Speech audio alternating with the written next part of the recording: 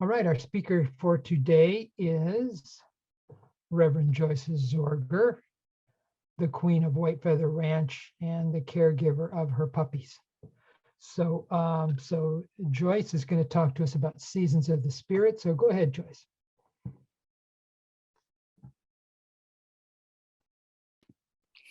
Well, good morning. I love the music Jan and Nina played. I had requested a particular song for this morning, but the songs that they had already recorded and were planning on playing are just perfect. I love this song, You Just Have to Laugh, especially there was one section in that I have not heard before.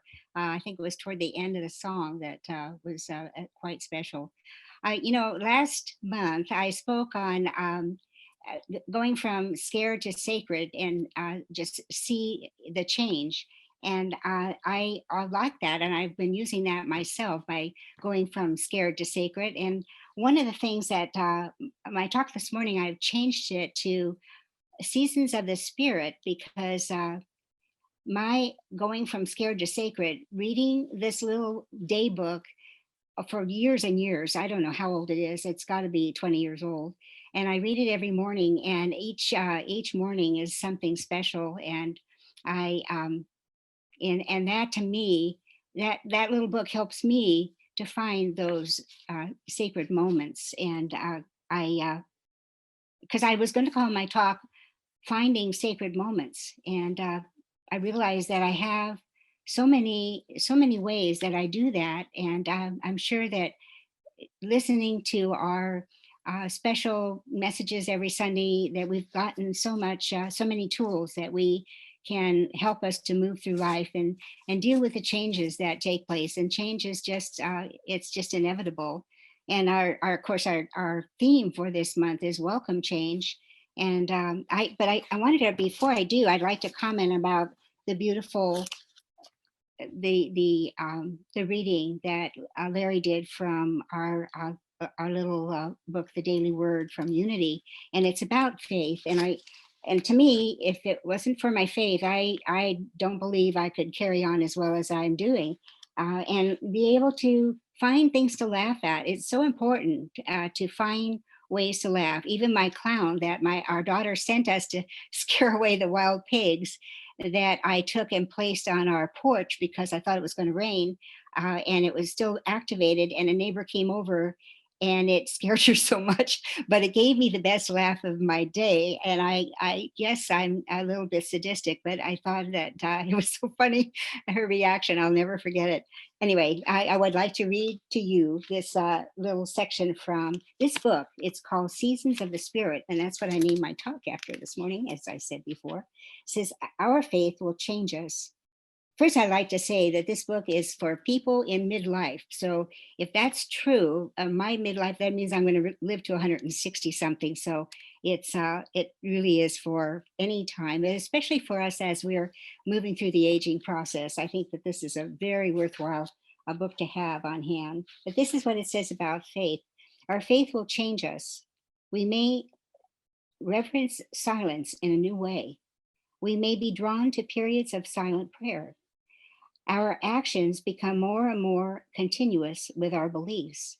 We become able to express love spontaneously. We become aware of our many blessings, talents, and gifts, and can feel grateful for the adventure that is our lives. And I love that, the adventure that is our lives. And certainly the change brings a lot of adventure into our lives. And a little the caveat at the end, it says, today let my fears be replaced by faith. And I invite you to replace any fear that you might have by faith. And my talk, I love the theme welcome change, but I have to say that I have really had a hard time dealing with change. I don't always welcome it. I have to tell you that.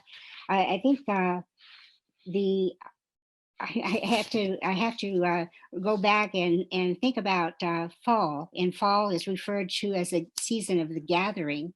And I have to say that the acorn, we have big white oak trees on our property, and there are three of them that are in our horse pasture, and they're dropping, it's raining acorns. And and when I go outside, when I go feed the horses and take care of the property, I have to wear something on my head, or otherwise they fall. They're pointed and they fall on my head, and I have to protect my head. And my horses love the acorns, and it's not good for them, but they go scrambling to eat them whenever anyone drops. And I sometimes have to rake them up from their pasture. And the woodpeckers, they are they drive me nuts sometimes. I have to say that what they do is they drill hole. They choose the wood around our window frame to put holes in, and they're always poking holes in that wood. And instead of the oak trees, I guess because the wood is maybe a little softer than the oak trees, but they drill holes in the wood siding around the windows, and then they deposit an acorn in the hole, but they don't put it in there to save it for later. They put it in there to eat the worm that becomes in the rotted acorn. Then they open it up and eat the worm that's inside. So that's what I understand about woodpeckers and acorns and holes that they drill. And I have a gun. It's not a real gun. It's a squirt gun, and it shoots 40 feet. And I get out there whenever I hear this tap, tap, tap. It sounds like someone at the door. And I go out there and I scare them away with my squirt gun that shoots 40 feet in the air. And this really seems to do the trick and keeps them from, for a while, keeps them away from the house. But this time of year for me is very significant because back in 1997 is when John and I made this life-changing move to we sold our home in Costa Mesa, and we purchased that home in 1958 when we were just a few months married, because our job with Hughes Aircraft was transferred to Newport Beach. And so we had to find a home in that area, and we did for $17,250. I want you to feel sad about that because of the home prices today. Anyway, it was hard for us at the time when you're making only $1.25 or $1.55 an hour. It's all relative, right? And change and all of that.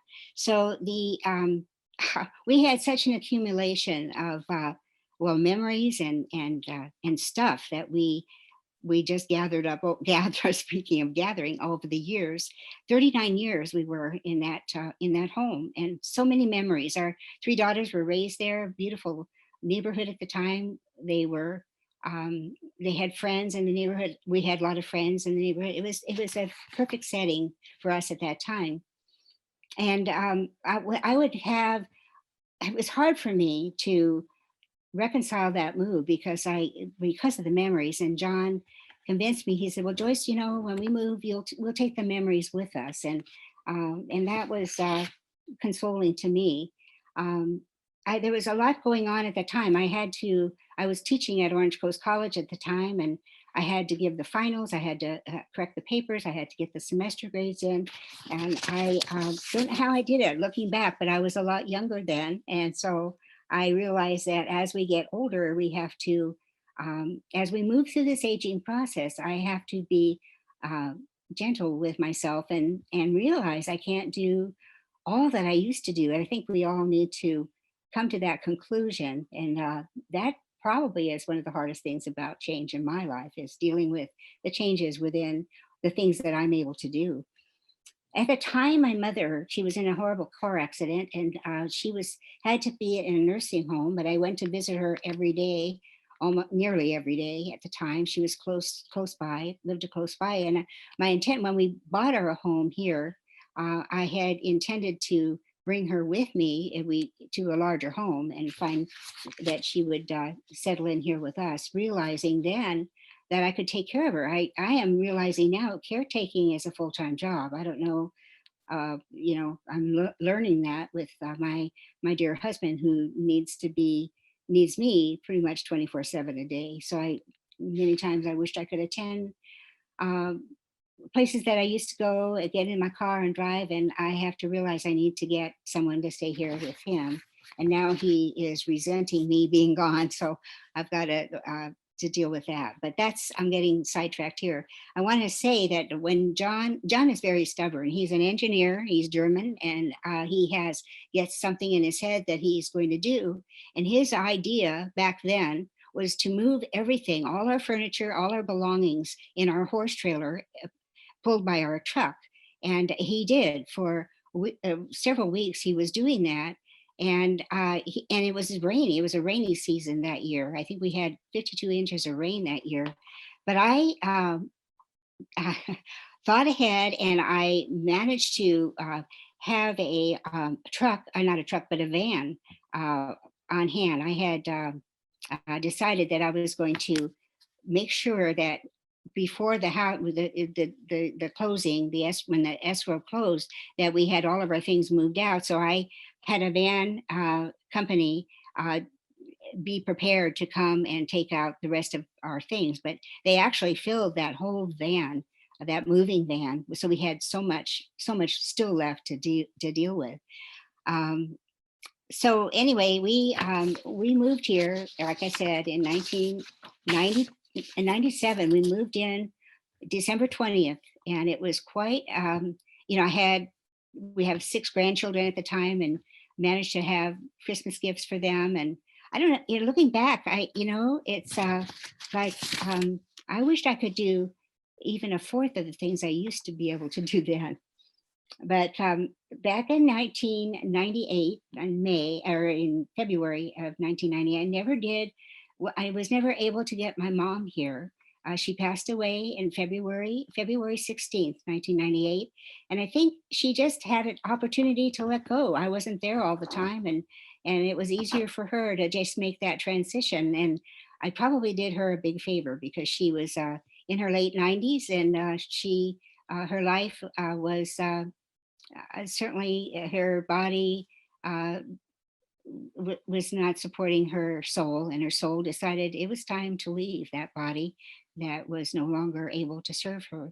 So I didn't get to bring my mom here, but that turned out okay, because what happened then, the following few months, we bought a couple of young horses at Cal Poly Horse Auction, and their names were Jack and Rose, and we named them after Jack and Rose and the Titanic. It was a popular movie at the time. But I have to tell you that the big change was moving here, and then another big change was being thrown from one of the horses. That was Rose, that just went into. I saddled her up, got on her. She started bucking and threw me, and I saw blue sky and landed on my back, heard it crack. And I thought, when I was lying there on the ground, she went bucking off into the distance. I'm lying there on the ground thinking, this is great. I finally get my girlhood dream come true, and getting a place where I can have my horses around me and have open space around me. And now maybe I have a broken back and can't walk. So it was a 911 call, and my husband got the paramedics out, and I was carried to AG Hospital, and they did x-rays, and they said my back wasn't broken, and I was grateful for that. But I was laid up for quite a long time. I was in a wheelchair, then crutches and cane, and it was a process. And it took me through that first summer that we were here on Feather Ranch, and it was believe me, my prayers, my everyday prayers, my spiritual practice grew exponentially, because I needed to have the confidence that I would heal from the injuries that I sustained. And I still rode horses after that. I love horses, So there's something that Ernest Holmes, I remember what he has said again and again. There's a power within us that we can use. It's a power for good, and we can use that power. And it carries me through so much. A power for good. And the things that happen in this world that aren't good, I believe that each of us are endowed with this power, but we have that ability to choose to use that power in a positive way or a negative way. And many times we have to realize that the negative thoughts that we have, is we have to be careful of that, the way that we we hold those thoughts in our mind as negative thoughts that then create and manifest in the things that we wonder, well, where did that come from? There was something I read recently. It's a words by Spider-Man, Spider-Man's Uncle Ben. This is what he said: "With a great power comes great responsibility." And I thought, well, that was really a lot of wisdom there. And then I remember the words in the Bible. It's Luke 12:48.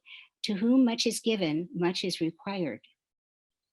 So to whom much is given, much is required. And we are given that power and presence, that Christ presence within each of us, that is that power that we can turn to and connect with, and know that whatever is happening in our lives, that we connect with that power and move through the circumstance. Um, I it's for me. I am reminded of those words daily to strengthen my resolve as John's memories are fading, and due to this advancement of Alzheimer's, Alzheimer's disease, and navigating the changes that are taking place on a daily basis. They are certainly far from being welcome. This change. The words from the song, and that's what the song I had requested from Jan and Nita. I love the words from Fiddler on the Roof. That it has such a poignant meaning to me, especially now. And it's sunrise, sunset, swiftly flow the years, one season following the other, laden with happiness and tears. And when I even say those words, it brings up a lot of emotion for me, because isn't that the way life is? I mean, one season following the other, and we deal with they have the tears and the happiness and tears.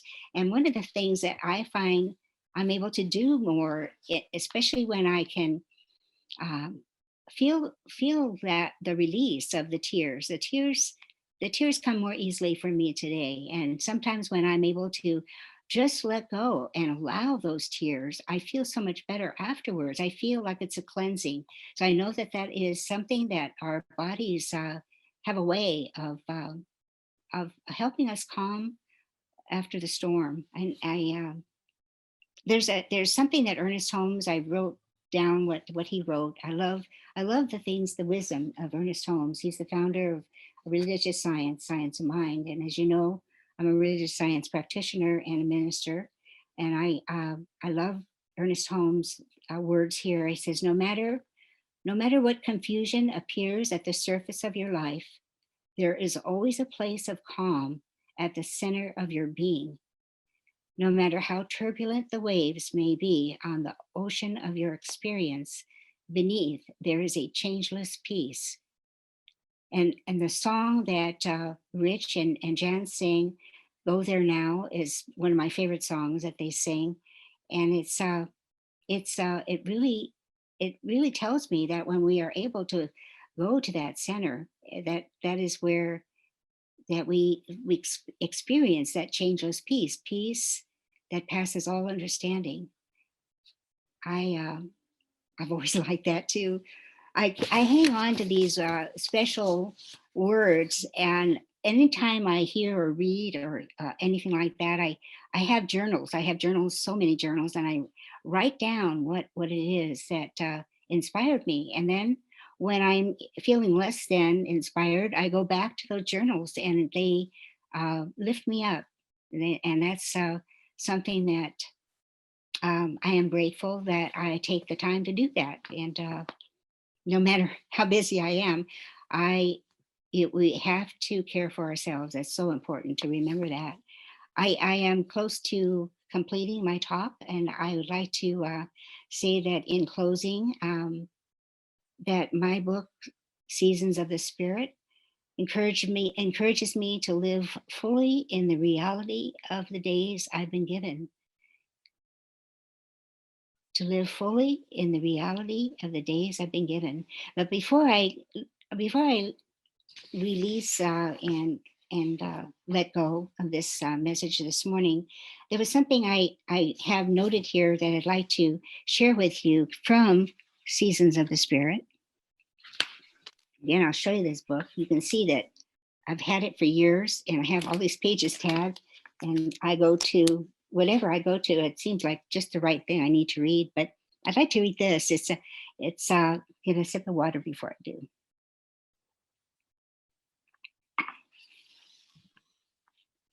Reflection may be our silent partner as the seasons change. We struggle to let go of the old to make way for the new. Life and autumn teach us that nothing stays the same, but change comes easier when we cease to resist it. When we cease to resist it, that's what they say, suffering is inevitable. If we, but really, it's not coming together. But I think you probably have heard that suffering is inevitable. But by resisting, yeah, I'll let that go for another time. But I'd like to say this today. Let me believe that change will lead me to new solutions and great joy. To new solutions and great joy every day in every way. I am knowing that I am guided and directed and have the wisdom and have the perseverance, the strength. God is my strength. Vision is his gift. And I move through life doing what is necessary to do. And no regrets, not trying to hold on to the past. The past is the past, it's gone. Accepting the day today, let go of the past, and having faith in the future. Those are also words that I remember and recall to myself. And somebody said to me, this is, they said change. It says, drop the C and the E in the word change and hang in there. Drop the C and the E in the word change and hang in there. And that is my message to you and to me. Let us all hang in there and navigate this thing called life. God bless you all. Love you. And so good to be here. Thank you. Thank you.